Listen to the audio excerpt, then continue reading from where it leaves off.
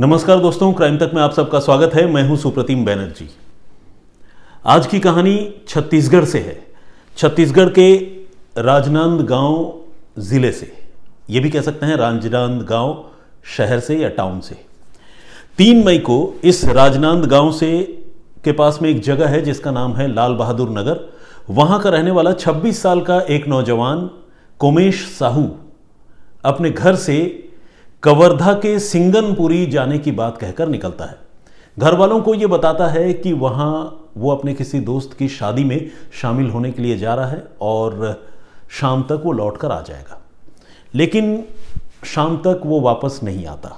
असल में वो अपने दोस्त की शादी में नहीं गया था, बल्कि अपनी नई नवेली गर्लफ्रेंड से पहली बार मिलने जा रहा था। 26 साल का नौजवान, आंखों में लाखों सपने, नई नवेली गर्लफ्रेंड, उससे पहली डेट। आप समझ सकते हैं कि किस तरह का एक्साइटमेंट उस लड़के के मन में रहा होगा। तो उसने अपने घर वालों से इस मुलाकात के बारे में ऑब्वियसली कोई बात नहीं बताई। और ऐसे भी छोटे शहर का रहने वाला लड़का और परंपराओं में जीने वाले लोग, इतना खुलापन वहाँ की समाज में होता नहीं है कि अपने पेरेंट्स को पहली बार में बता दे। तो कुल मिलाकर वो डेट पर जा रहा था और उसने अपने घर वालों को कोई बात नहीं बताई थी। 3 मई की शाम को वो घर से निकला, और माफ़ कीजिएगा 3 मई की सुबह को वो घर से निकला और शाम तक आने की उसकी प्लानिंग थी, वापस आने की। लेकिन वो नहीं आया तो घर वाले काफ़ी परेशान हुए।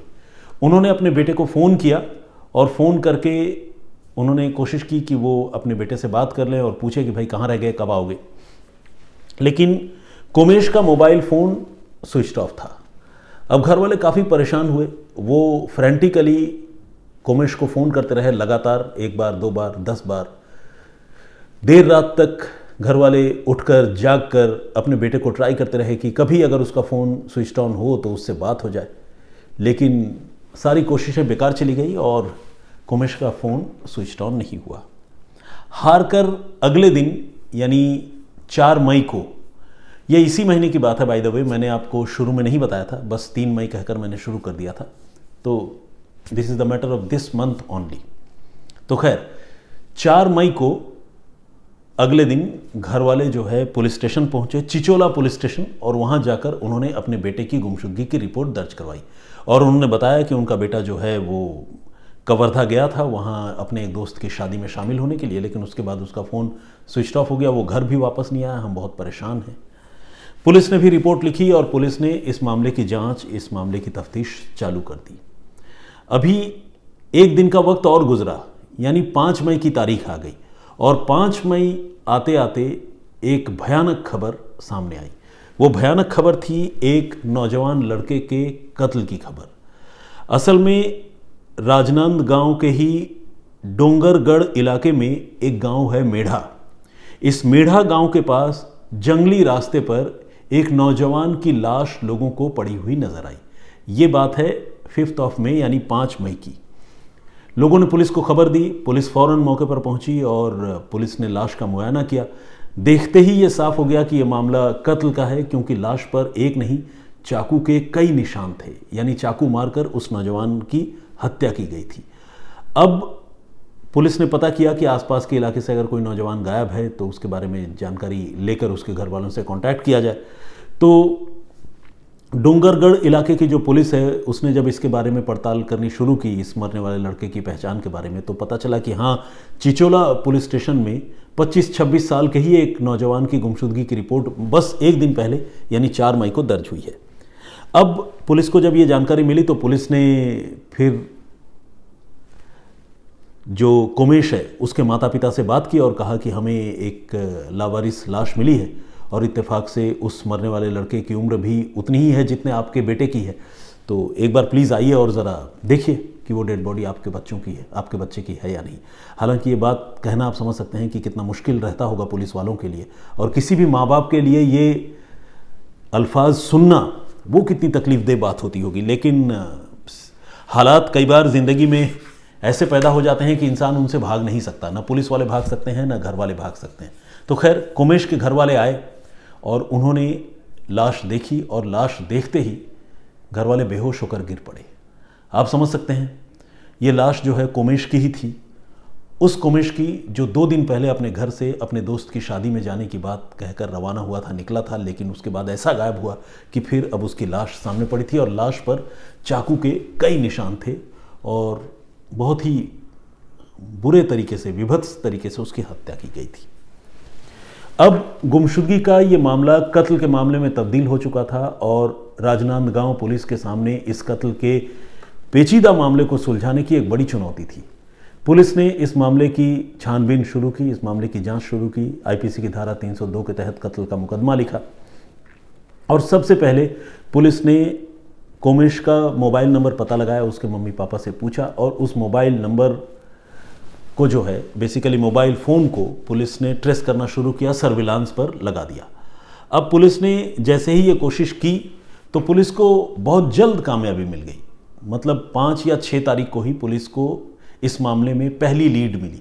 पहली लीड यूँ मिली कि पुलिस ने जैसे ही मोबाइल फ़ोन को सर्विलांस पर लगाया, उसकी ट्रेसिंग की, तो पुलिस ने देखा कि वो फ़ोन जो है उसी मेढ़ा गांव पे ही उसका लोकेशन दिख रहा है, उसी मेढ़ा गांव में उसका मोबाइल फ़ोन ऑन है जिस मेढ़ा गांव के पास में कोमेश की हत्या करके लाश फेंकी गई थी। पुलिस को लगने लगा कि ज़रूर वो फ़ोन कातिल के पास ही होगा और अब इस मामले को सुलझाना बस अब मामूली बात है, तुरंत ही हम पकड़ लेंगे।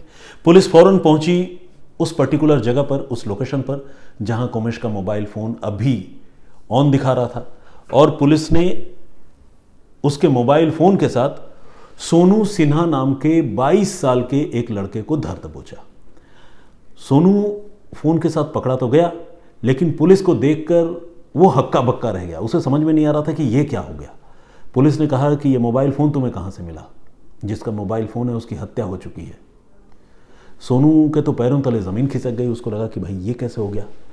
उसने कहा कि फ़ोन किसका है मुझे ये भी नहीं पता, हत्या हुई है या नहीं ये भी नहीं पता, लेकिन मैं इतना बता सकता हूँ कि मुझे ये फ़ोन मेरे दोस्त मोनू ने दिया है। अब पुलिस ने पूछा मोनू कहाँ है? तो सोनू ने बताया कि बस यहीं गांव में ही रहता है, आइए मोनू से मिलवाता हूँ। तो खैर मोनू से वो मिलवाने के लिए लेकर गया या पुलिस उसके बताए मुताबिक मोनू के पास खुद पहुँची, ये तो मुझे नहीं पता, ये इन्वेस्टिगेशन का पार्ट है। लेकिन अब पुलिस जो है मोनू तक पहुँच चुकी थी, उस मोनू तक जिस मोनू ने कोमेश का मोबाइल फ़ोन सोनू को दिया था। अब मोनू से पुलिस ने पूछताछ शुरू की और कहा कि भाई कोमेश का फ़ोन तुम्हें कैसे मिला और तुमने वो फ़ोन लेने के बाद अपने दोस्त सोनू को क्यों दे दी? कोमेश की लाश हमें मिली है, क्या मामला है? मोनू ने पहले हिला हवाले की, इधर उधर की कहानी सुनाई, लेकिन फिर जब पुलिस ने सख्ती की और कहा कि सारे सबूत तुम्हारे खिलाफ है, तुम बच नहीं सकते, तो फिर उसने कोमेश के मौत की या यूं कहें कि कोमेश के कत्ल की कहानी सुनाने की शुरुआत की। कहानी ऐसी है जिसे सुनकर आप बहुत हैरान होंगे। ये जो लड़का था मोनू, जिस पर कत्ल का इल्ज़ाम था, ये बेसिकली एक ठग या आप यूं कह लें कि जालसाज टाइप का लड़का था। इसने सोशल मीडिया पर एक लड़की के नाम से अपनी एक फेक आईडी बनाई थी और उसका नाम दिया था मानसी। और ये इतना शातिर खिलाड़ी था कि ये मानसी बनकर सोशल मीडिया पर अलग अलग लोगों को फांसा करता था, उनसे दोस्ती किया करता था। अब से करीब 8 महीने पहले मोनू ने मानसी बनकर कोमेश से सोशल मीडिया पर ही मुलाकात की और कोमेश के साथ मोनू की बातचीत शुरू हो गई। कोमेश मोनू से लगातार बात करता रहा, लेकिन उसे ये नहीं पता था कि वो मोनू से बात कर रहा है, बल्कि उसे लगता था कि वो मानसी से बात कर रहा है, क्योंकि ये जो मोनू था ये शातिर था और लड़की की आवाज़ में भी बात करने में वो एक्सपर्ट था। किसी को उसकी आवाज़ सुनकर ये समझना मुश्किल होता कि ये वाकई किसी लड़की की आवाज़ है या लड़के की। और कोमेश जो है वो जवान जहान लड़का, वो मानसी के प्यार में पागल हो गया। उस मानसी के प्यार में जिस मानसी का कोई वजूद ही नहीं था, जिस नाम की कोई लड़की ही नहीं थी। अब मोनू जो है कई महीनों तक मानसी बनकर कोमेश को बरगलाता, बहलाता, फुसलाता रहा और प्यार के सपने दिखाता रहा और कोमेश जो है लगातार उसी प्यार के भंवर में हिचकोले खाता रहा। फिर जब कुछ महीनों का वक्त गुजरा और कोमेश का प्यार मानसी के लिए गहरा हो गया तो फिर मानसी ने यानी मोनू ने यह तय किया कि अब वक्त आ गया है कि वो कोमेश से कुछ रुपए झटके। ठगों की यही मोडस ऑपरेंडी होती है आमतौर पर, पहले वो भरोसा जीतते हैं, विश्वास जीतते हैं और फिर लूटपाट करते हैं, ठगी करते हैं। तो मानसी बने मोनू ने अब कोमेश से एक दिन कहा कि उसे 1.5 लाख रुपयों की सख्त ज़रूरत है, बड़ी वो मुसीबत में है, प्लीज़ कहीं से ये रुपए इंतज़ाम करा दो। कोमेश जो है वो प्यार में पागल था, उसे लगा कि अरे ये क्या बात हुई, मेरी गर्लफ्रेंड है, उसे मैं इतना प्यार करता हूँ, कमिटेड रिलेशनशिप में हूँ, 1.5 लाख रुपए क्या चीज़ है, डेढ़ कुछ भी, मतलब कोई भी अमाउंट दे सकता हूँ। तो ये सोचकर उसने मानसी को 1.5 लाख रुपए भिजवा दिए।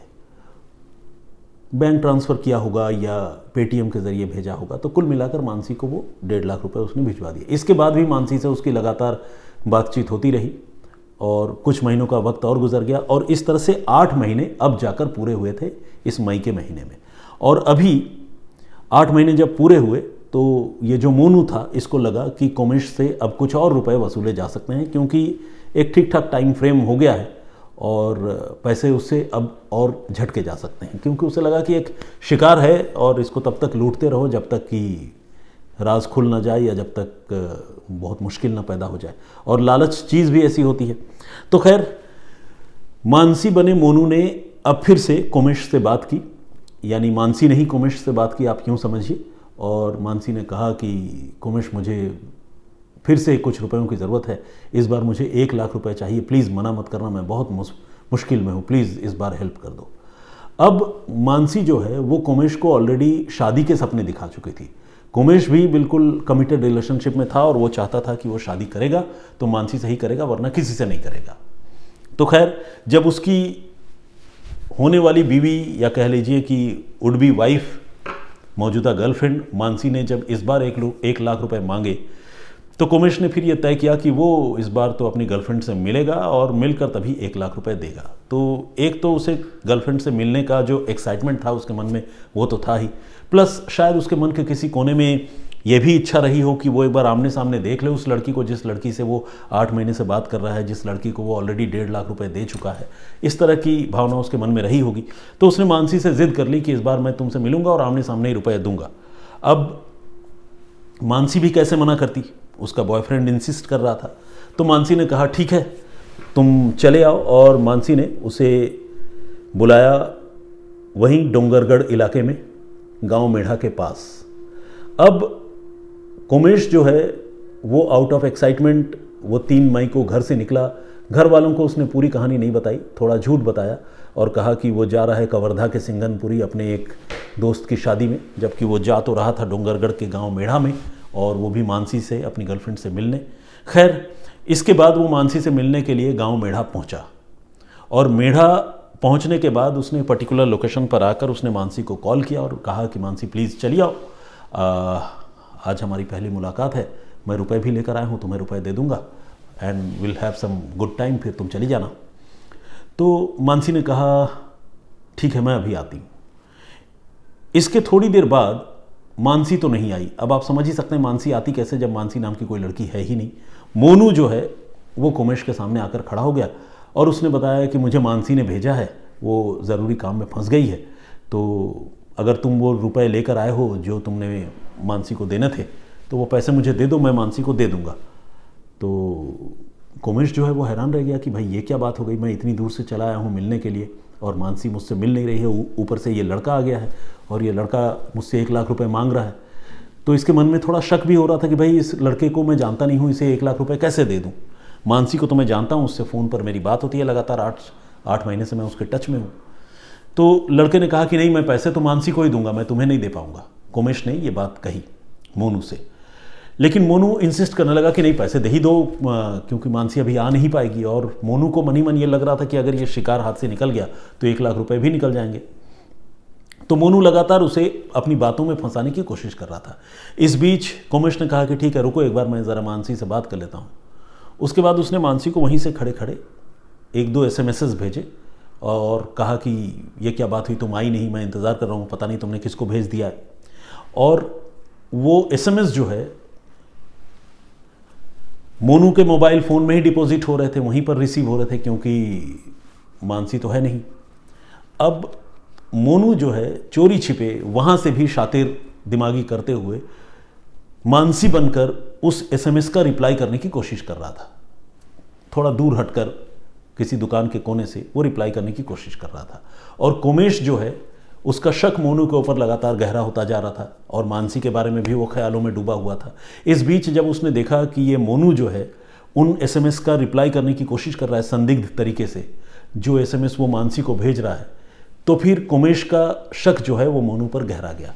फिर उसने मोनू को कन्फ्रंट किया और उसने मोनू को पकड़ लिया और पकड़ कर बोला कि फ़ोन लाओ। फ़ोन उसने झटक लिया, छीन लिया। और फ़ोन छीन कर जब उसने देखा कि मानसी के नाम से यही लगातार चैट कर रहा है, बात कर रहा है, तो फिर कोमेश जो है वो आग बबूला हो गया गुस्से से और उसने मोनू से कहा कि ये तुमने बहुत बड़ी गलती की, तुमने मेरे साथ धोखा किया है। सबसे पहले अब तो मैं तुम्हें रुपए देने से रहा, बल्कि मेरे जो 1.5 लाख रुपए तुमने लिए हैं, तुम वो रुपए अभी तुरंत लेकर आओ, वरना मैं पुलिस के पास जा रहा हूँ। अब ये बात मोनू ने जब सुनी तो उसे लगा कि अरे अगर ये पुलिस के पास चला गया तो मैं तो पकड़ा जाऊँगा। इसके बाद मोनू ने कहा कि ठीक है, तुम यहीं रुको, मैं अपने घर से 1.5 लाख रुपए लेकर आता हूँ और फिर मैं तुम्हें दे दूँगा। कोमेश जो है वो इंतज़ार करता रहा। उसे लगा कि ठीक है, ये लड़का जब इसकी पोल खुल गई है, ये रुपए पैसे देकर शायद मुझसे पिंड छुड़ाना चाहता है, तो 1.5 लाख रुपए लेकर मैं वापस चला जाऊँगा। ऐसा कोमेश के मन में प्लानिंग थी। लेकिन मोनू जो है वो शातिर था। वो घर गया, रुपए पैसे जो 1.5 लाख उसने पहले झटके थे, पता नहीं उसने कहाँ कितने खर्च कर दिए होंगे। रुपए तो उसके पास थे नहीं। वो घर गया और घर से एक बड़ा सा चाकू उठा कर लाया। तब तक अंधेरा हो चुका था। उसने अंधेरे का फ़ायदा उठाकर एक सुनसान जगह पर ले जाकर रुपए देने के बहाने कोमेश पर चाकुओं से ताबड़तोड़ वार किया और वार करके उसी गांव मेढ़ा के पास डोंगरगढ़ में उसने कोमेश की हत्या कर दी। हत्या करने के बाद लाश झाड़ियों में फेंकी और वो 1.5 लाख रुपए देना तो दूर की बात, उल्टा जो 1 लाख रुपए कोमेश अपनी गर्लफ्रेंड मानसी को देने के लिए लेकर आया था, वो गर्लफ्रेंड जिसका कोई वजूद ही नहीं है, वो 1.5 लाख रुपए, वो 1 लाख रुपए मोनू ने उससे ले लिए। 1 लाख रुपए मतलब लूट लिए उसकी हत्या करने के बाद, और वो रुपए लेकर वो घर चला गया। इसके बाद अगले दिन उसने उसका जो मोबाइल फ़ोन है वो भी लूटा था। वो मोबाइल फ़ोन उसने अपने एक दोस्त सोनू को गिफ्ट कर दिया। इसके बाद पुलिस उसी मोबाइल फ़ोन के ज़रिए सोनू तक पहुंची और सोनू से फिर मोनू तक पहुंची, और इस तरह से पुलिस ने चंद दिनों के अंतराल में कत्ल के इस भयानक मामले का खुलासा कर दिया। ये कहानी अपने आप में कितनी अजीब है, मैं सुनता हूँ या पढ़ता हूँ तो मुझे हैरानी हो रही है। मुझे लग रहा है कि इस दुनिया में कैसे कैसे शातिर लोग हैं और कैसे भोले लोग भी हैं जो किसी पर इस तरह से यकीन कर लेते हैं। 8 महीने से अगर वो आज के ज़माने में किसी लड़की के कोर्टशिप में है, अगर उससे प्यार कर रहा है, मुझे इस बात की हैरानी है कि वो उस लड़की से एक बार भी 8 महीनों में आमने सामने मिला नहीं, और बगैर मिले हुए उसने उस लड़की को पहले 1.5 लाख रुपए दे दिए थे और बाद में उसने 1 लाख रुपए देने की तैयारी की थी। और मैं कह रहा हूँ चलिए आमने सामने नहीं मिला, इंटरनेट के ज़माने में, स्मार्टफोन के ज़माने में कम से कम वीडियो कॉल पर एक बार अपनी गर्लफ्रेंड मानसी से बात तो कर लिया होता। अगर बात कर ली होती तो शायद उसे यूँ ना तो रुपए उसके जाते लूटे जाते और न ही उसकी जान चली जाती। तो ये थी पूरी कहानी, जिसका खुलासा तो खैर छत्तीसगढ़ पुलिस ने कर दिया। लेकिन इस कहानी ने बहुत बड़ी सबक हम सारे लोगों को दी है कि किसी पर भी यूँ आँख मूंद कर आज के ज़माने में यकीन करना गलत है, उचित नहीं है, और इस तरह की चीज़ों से बहुत ज़्यादा बचने की ज़रूरत है। कोमेश के बारे में मैं आपको बताऊं, ये जो लड़का है कोमेश, इसने फार्मेसी की पढ़ाई की और इसके सामने बहुत ब्राइट करियर था। घर वाले इसे सपोर्ट कर रहे थे। घर वालों ने अपनी ज़मीन बेची और 35 लाख रुपयों का इंतज़ाम किया था कि वो अपने बेटे कोमेश के लिए, चूँकि वो फार्मेसी की पढ़ाई कर रहा है या कंप्लीट कर चुका है, एक शानदार दवाई की दुकान खोलेंगे और उस इलाके में अपने बेटे को इस्टेब्लिश करेंगे उस फील्ड में। लेकिन वो जो 35 लाख रुपए उन्होंने इंतज़ाम किए थे, उन्हीं 35 लाख रुपयों में से वो अपनी गर्लफ्रेंड मानसी पर वो रुपए लुटा रहा था। और घर वाले इंतज़ार कर रहे थे कि शायद कल को कोमेश जब अपने पैरों पर खड़ा होगा तो सारी चीज़ें सेटल हो जाएंगी, सब ठीक हो जाएगा। और कोमेश जो है वो भविष्य के ख्वाब भी देख रहा था और मानसी के धोखे में एक लड़के से लगातार प्यार कर रहा था और प्यार भरी बातें कर रहा था, जिसका खुलासा बाद में हुआ जब उसका कत्ल हो गया और घर वालों को ये राज बाद में पता चला, पुलिस को भी ये बातें बाद में पता चली। खैर, पुलिस ने इस मामले का निपटारा कर दिया है और अब उम्मीद की जानी चाहिए कि ये जो मोनू नाम का कातिल लड़का है उसे पुलिस कड़ी से कड़ी सज़ा दिलवाएगी। तो खैर, आज की कहानी यहीं तक। दो बातें मैं आप लोगों से कहना चाहता हूं। एक तो ये कि मरने वाले लड़के का, उस बदनसीब लड़के का नाम कोमेश साहू है। अगर आप लोगों से ये स्टोरी बताने के दौरान मैंने कोमेश को अगर बीच में कभी गलती से एक आध बार सोमेश कह दिया होगा तो प्लीज़ उसको कोमेश ही ट्रीट कीजिएगा और मेरी इस गलती को मानवीय भूल समझकर माफ़ कर दीजिएगा। दूसरी बात ये कि आज थोड़ा वर्कलोड ज़्यादा होने की वजह से मैं आप लोगों के कमेंट्स और आप लोगों के नाम जो है वो पढ़ नहीं पा रहा हूँ, तो मेरी इस गुस्ताखी को भी आप लोग माफ़ कीजिएगा और इस स्टोरी पर प्लीज़ कमेंट ज़रूर कीजिएगा। मैं कल जब किसी नई कहानी के साथ आप लोगों के सामने हाजिर होऊंगा तो मैं ज़रूर ये सारे कमेंट्स आप लोगों के पढ़ूंगा और आप लोगों के नाम भी पढ़ूंगा। तो आज के लिए इतना ही। फ़िलहाल मुझे इजाज़त दीजिए, अपना बहुत ख्याल रखिए। और एक बात जाते जाते बता दूं कि जो कमेंट्स आप लोगों ने मेरी प्रीवियस स्टोरी पे किए हैं वो कमेंट मैं यहाँ बेशक नहीं पढ़ रहा हूँ, लेकिन पर्सनली वो सारे कमेंट्स मैं ज़रूर पढ़ता हूँ।